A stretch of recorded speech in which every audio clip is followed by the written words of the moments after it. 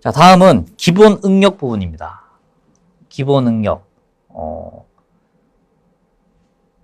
구조 공부를 함에 있어서 이제 기본적인 응력은 여러분들이 이제 잘 이해를 하셔야 됩니다.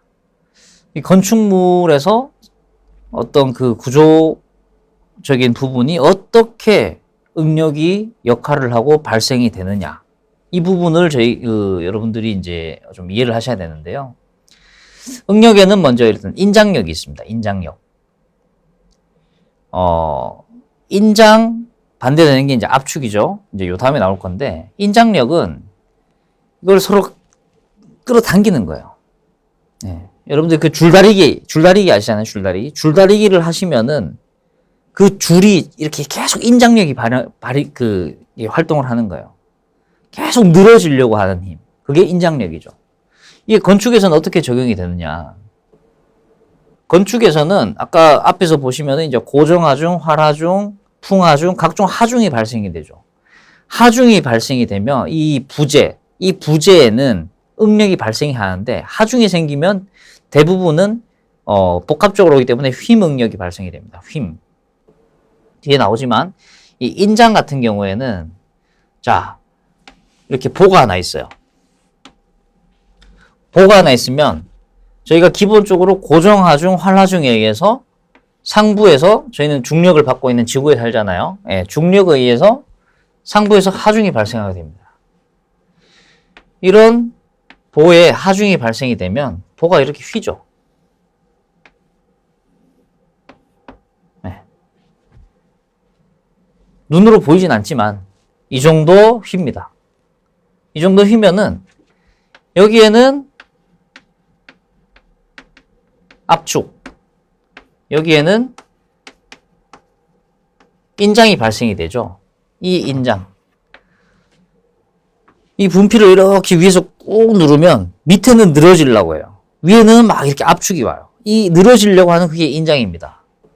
그럼 건축에서는 이 인장을 막으려고 인장의 저항성이 좋은 철근이라는 걸 쓰죠. 그래서 철근 콘크리트 구조가 가장 많이 쓰이고 가장 내구성이 좋고 가장 이제 선호하는 구조 방식이고 재료 중에 하나인 게 이런 이유입니다.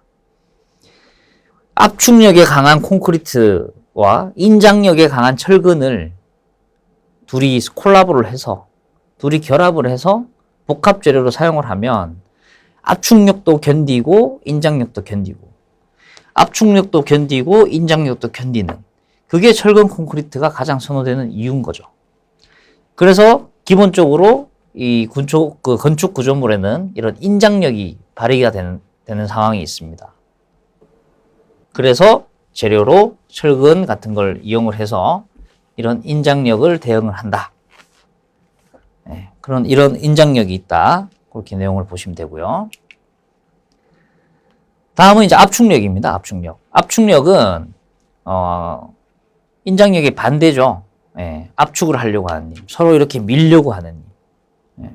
좀 전에 그림에서도 위쪽 부분에, 슬라브 위쪽 부분에 발생되는 게 압축력이고, 기본적으로 압축력이 가장 많이 건축물에서 생기는 응력이라고 보셔야 되죠.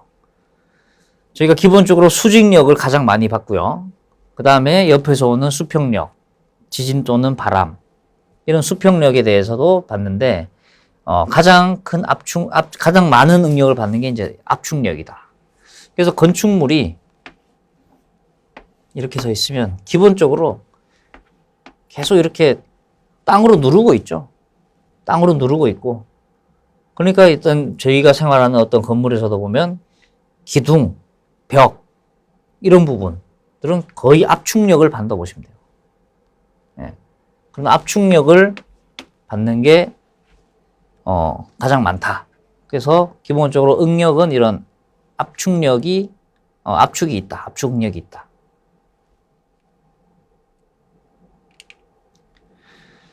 다음은 전단력입니다. 전단력은 어떤 재료가 이렇게 끊기려고 하는 힘이에요. 어떤 재료적으로 이제 끊으려고 하는 힘. 여러분들이 이제 보가 이렇게 있으면, 단순보가 있죠? 예, 단순보가 있으면, 여기에 하중이 있어요. 하중들이 다 이렇게 합으로 향하게 돼 있죠. 다 이런 하중들이 합으로 향하면 여기에 휘목력도 발생을 하지만 전단력도 발생이 됩니다.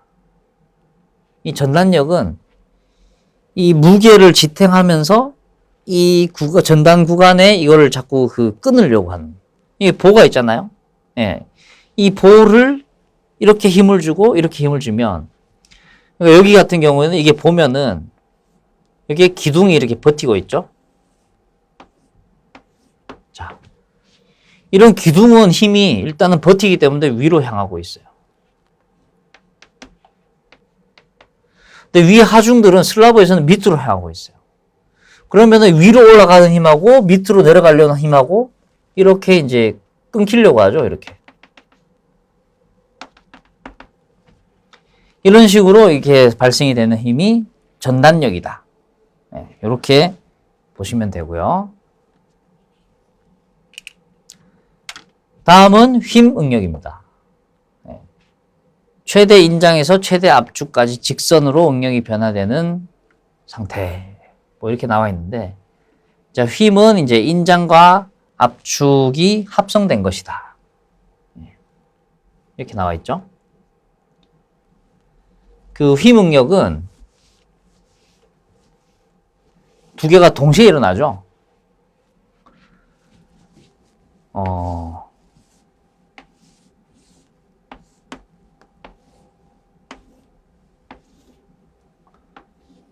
자, 이런 단순한 구조체가 있다.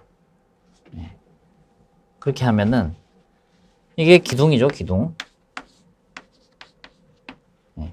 그 다음에 위에 있는 요게 보입니다, 보.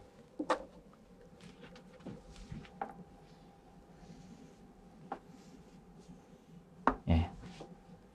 노란색은 보. 그 다음에 요 부분은 이제 슬라브겠죠? 네.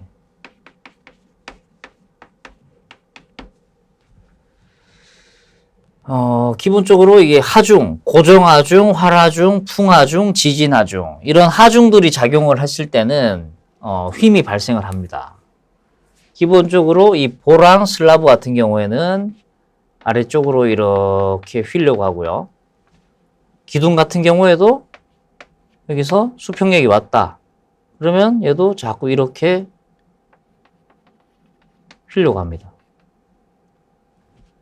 그리고 이런 휘려고 함에 있어서 당연히 휘는 안쪽에는 압축이 걸릴 거고요.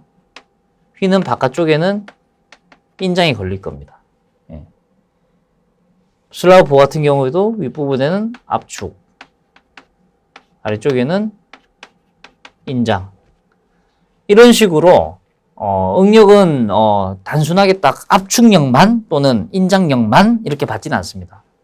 건축물에는 그게 수반이 다 합쳐져서 휨 응력으로 발생하게 돼 있고요. 그러면은 이제 이런 압축과 인장이 합쳐져서 또 응력의 방향에 따라서 어쩔 때는 이쪽이 인장, 어쩔 때는 이쪽이 인장, 이런 식으로 이제 바뀌는 거죠. 예, 이렇게 돼서 발생하는 게 이제 휨 응력이라는 내용입니다. 그래서 일단 저희가 기본 응력 부분에 대해서 알아봤고요. 다음은 이번 총론 시간에 예제 문제 한 문제를 진행해 보겠습니다.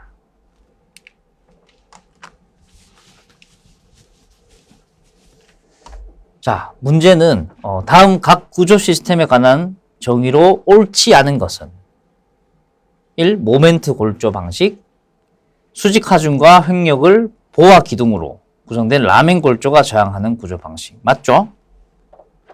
모멘트 골조 방식. 이게 일체식 구조 방식을 말하는 겁니다. 아까 제가 말씀드린 이 구조체에서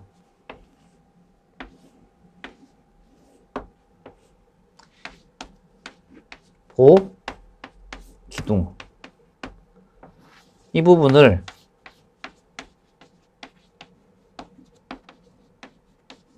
강접합하는 걸 말씀을 드렸죠. 예. 이게 이제 일체식 라멘조식이잖아요. 예. 이런 거를 이제 수직력과 수평력, 횡력 이런 거를 이제 라멘 골조로 구성하는 방식이 모멘트 골조 방식이다. 2번 연성 모멘트 골조 방식. 횡력에 대한 저항력 증가를 위하여 접합부의 연성을 증가시킨 모멘트 골조 방식입니다. 네, 이건 연성 골조 방식이죠. 이런 횡력 때문에 이게 일체식일 때는 이게 더 흡수가 안 되잖아요. 그래서 이런 그 접합부에 대해서 어떤 그 연성을 증가시키는 게 연성 모멘트 골조 방식이죠. 다음 3번 이중 골조 방식. 횡력의 25% 이상을 부담하는 전단벽이 연성 모멘트와 조합되어 있는 구조 방식. 이건 전단벽식이죠. 예. 전단벽이 이제 그 일정 이상의 어떤 그 비율을 가지고 골조를 구성하는 방식은 이제 전단벽식으로 봐야 됩니다. 그리고 4번은 이제 건물 골조 방식. 수직 하중은 입체 골조가 저항하고 지진 하중은 전단벽이나 가세 골조가 저항하는 구조 방식. 예, 이렇게 설명이 되어 있는데 이제 건물 골조 방식 별로 사용을 많이 하는 방식은 아닙니다.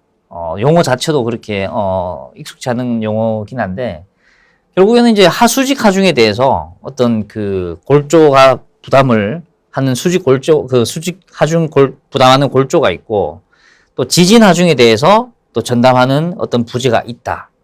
그래서 역할 분담을 한 골조 방식이다. 네, 이렇게 설명을 하고 있는 내용이거든요. 그래서 지금 3번에 대한 설명은 이제 전단벽 방식이라고 보시면 돼요. 그래서 이중 골조 방식으로는 내용은 맞지는 않습니다. 이렇게 해서 저희가 그 총론 부분에 대한 예제 한 문제까지 그렇게 공부를 해봤고요. 이번 시간에 총론을 통해서 앞으로 건축 구조 과목이 또 세부적으로 어떻게 들어가는 방향에 대해서 오늘 한번 알아보는 시간을 가졌습니다. 이상으로 1장 총론 부분을 마치겠습니다.